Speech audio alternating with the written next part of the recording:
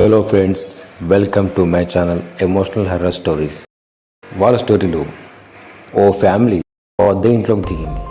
కానీ వాళ్ళకి అదొక భయంకరమైన అద్దె కొంప అని వాళ్ళకి తెలియదు. ఇల్లు సరిపోవట్లేదని వాళ్ళు ఓ నగరంలో అంటే ఓ ఏరియాలో మారుమూలలో ఉన్న ఇల్లు తీసుకున్నారు. ఆ మారుమూలలో అంటే ఆ ఇల్లు చాలా మూలకు ఉంటుంది. ఆ ఇల్లు తర్వాత మొత్తం నిర్మానుష్యమైన ప్రదేశమే. అయితే ఆ ఇల్లు చూసినప్పుడల్లా అతని పిల్లలకు అతనికి ఏమో కానీ అతని భార్యకు ఒకలాగా ఉండేది. ఆ ఇల్లు చూసి నుంచి ఆ ఇంట్లో ఏదో ఉన్నట్టుగా వెనుక నుంచి ఎవరో తనని పిలుస్తున్నట్టుగా అనిపించింది. నాకు ఈ మధ్య కాలంలో ఇలా ఎందుకు అనిపిస్తుందని గట్టిగా పట్టించుకోలేదు. కానీ ఇల్లు షిఫ్ట్ అయ్యాక చూద్దాం అనుకొని కొద్ది రోజుల్లోనే వాళ్ళు ఇల్లు షిఫ్ట్ చేశారు. చేసేటప్పుడు వాళ్ళ పిల్లలకు ఒకరికి పెద్దవాడికి మెట్ల దగ్గర కాలికి దెబ్బ తగిలి ఆ ఆలోచన అతని భార్యలో పడింది. అతని భార్య ఇంట్లోకి ఎంటర్ అవ్వగానే ఇలా జరిగింది, ఇంట్లోకి ఈ ఇల్లు చూసి నుంచి మాకు ఎద్దోలా ఉంది, అసలు ఏమైంది, సరే చూద్దాంలే అనుకొని వాళ్ళు ఇల్లంతా సదరేసుకున్నాను. రోజు మాదిరిగా తన భర్త ఇల్లులోకి వెళ్ళాడు. ఇక ఇంట్లో పిల్లలు స్కూల్కి వెళ్ళారు.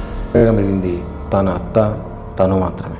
మిట్ట మధ్యాహ్నం పూట ఓసారి మొత్తం చుట్టూ చూసొద్దామని అత్త తన కోడలు ఇద్దరు కలిసి ఆ ఇండ్లు చుట్టుపక్కల ఆ నిర్మానుష్య ప్రదేశాన్ని చూసొద్దామని అటువైపు వెళ్తారు. అటువైపు వెళ్ళిన వాళ్ళకి దూరంగా ఓ పాడుపడ్డ గది కనబడుతుంది. ఆ గది చాలా చిన్నది. ఆ గదిని చూసిన వీళ్ళకి ఆ గదిని ఇలా ఎందుకు కుల్లగా వదిలేశారు, గెస్ట్ హౌస్ మీద మంచి కట్టి పెట్టొచ్చు కదా అనుకున్నాను. కానీ వాళ్ళకి అసలు ఏందో ఆ గది చూద్దామని 2 అడుగులు ముందుకేసి దాని వద్దకు వెళ్ళారు. దాని వద్దకు వెళ్తున్న వాళ్ళకి ఏవో శబ్దాలు వినడం మొదలుపెట్టాయి. పక్షులు పక్షులు గట్టిగా అరవడము, గద్దలు వాళ్ళ చుట్టూ తిరగడము, కాకులు కావుకా అరవడము మొదలుపెట్టాయి. అదేంది, ఆ ఇంటి వద్దకు పోతే ఇవన్నీ ఎందుకు కొడుతున్నాయి, బహుశా ఈ ఇంటి మీద కాకి గూడు ఏమైనా ఉందేమో అని అనుకున్నారు వాళ్ళు. అలా ఆ రూమ్ దగ్గరికి వెళ్ళారు. అంతే, చిమ్మ చీకటి. ఆ రూమ్లో నిర్మానుష్యంగా ఉంది, ఎలాంటి శబ్దం లేదు. ఆ చుట్టూ చూశారు, అసలు ఇక్కడ ఎవరు ఉండరా, ఎందుకు. అప్పుడు వాళ్ళ అత్త అన్నది, ఎవరు ఉండరేమో, ఇంత భయంకరమైన ప్రదేశమేమో, చాలామంది భయపడి ఇక్కడికి రాకపోయి ఉంటారు, కానీ మనం తక్కువ కిరాయి అని మనం వచ్చాం, చూద్దాం అసలు ఎలా ఉంటుందో ఇక్కడ, ఏమైందో. చూస్తే చాలా బాగానే ఉంది, కానీ కాస్త భయంకరంగా అనిపిస్తుంది అని వాళ్ళ అత్త అంటుంది.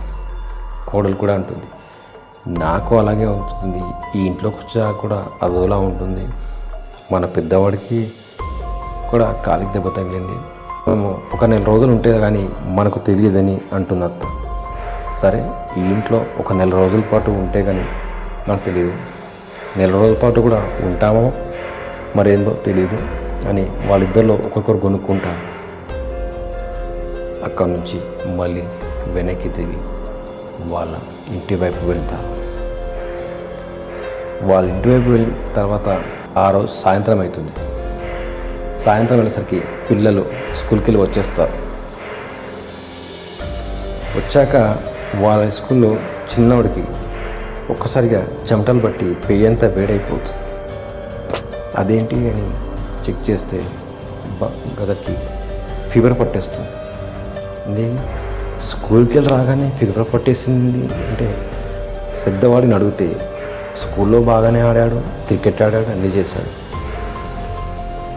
మరి ఇక్కడికి వచ్చాక ఇలా అయింది ఏంటంటే, ఏమో ఇప్పటిదాకా ఇలాగే ఉంది, ఇక్కడికి వచ్చాక పెయ్యంతా వేడైందంటే, అప్పుడు తన తల్లి ఆ పిల్లాన్ని అక్కడ హాస్పిటల్కి తీసుకెళ్ళి, అక్కడ నుంచి హాస్పిటల్ ఒక 5 కిలోమీటర్లు ఉంటుంది. అక్కడ ఆ హాస్పిటల్కి వెళ్ళాక డాక్టర్ చూసి ఇతనికి బాగా ఫీవర్ ఉంది అని చెప్పి మందులు రాసి పంపించేస్తాడు. అప్పుడు తన తల్లికి అనుమానం ఎక్కువైపోతుంది. సరే చూద్దాము పిల్లాంటికి తీసుకొచ్చాక ఆ రోజు రాత్రి వాళ్ళ అత్త కోడలు కలిసి చపాతీలు చేస్తూ కూర్చుంటారు. పక్కల నుంచి ఎవరు అరుస్తున్నట్టుగా శబ్దం వస్తాయి. అప్పటికి సమయం రాత్రి 8:30 అవుతుంది. ఎవరు అని వెనక్కి చూస్తే అక్కడ ఎవ్వరూ ఉండరు. ఎవరైనా వచ్చి పిలిచారా అని గేట్ బయటకు వచ్చి చూస్తే అక్కడ ఎవరు కనపడరు. సర్లే రొట్టె మాడిపోతుందని మళ్ళీ లోనికి వెళ్ళి తిరిగి రొట్టెలు చేసుకుంటారు. అంతలోపే వాళ్ళ హస్బెండ్ వస్తాడు. వచ్చి గేట్లోనికి వచ్చేస్తాడు. వచ్చిన తర్వాత భోజనం అవుతుందా అని చూస్తే నాకింత కాఫీ పెట్టి నేను ఫ్రెష్ అయ్యి వస్తానంటే సరే అని చెప్పేసి కాఫీ రెడీ చేస్తాను. అతను వచ్చే వరకు కాఫీ రెడీ అయిపోతుంది. కాఫీ తాగుతాడు. కాఫీ తాగిన అతను ఒకసారి మిద్దె మీదకి వెళ్దామని మిద్దె మీదకి వెళ్ళి చూస్తాడు. అటు ఇటు చూడగా దూరంగా ఉన్న ఆ చిన్న ఇల్లు దగ్గర ఎవరో నిలబడ్డట్టే కనపడతాడు. అతను అనుకుంటాడు, ఇంత నిర్మానుష్య ప్రదేశంలో మేమే ఉంటాం, ఇక్కడ చుట్టుపక్కల ఎవ్వరూ ఉండరని చెప్పాడు, మరి అక్కడ ఎవరో మనిషి కనపడుతున్నాడు అని చెప్పేసి ఎవరు నువ్వు అని చెప్పేసి చప్పట్లు కొట్టి గట్టిగా పిలుస్తాడు. అంతలోపు అది కాస్త అక్కడి నుంచి జారుకుంటుంది.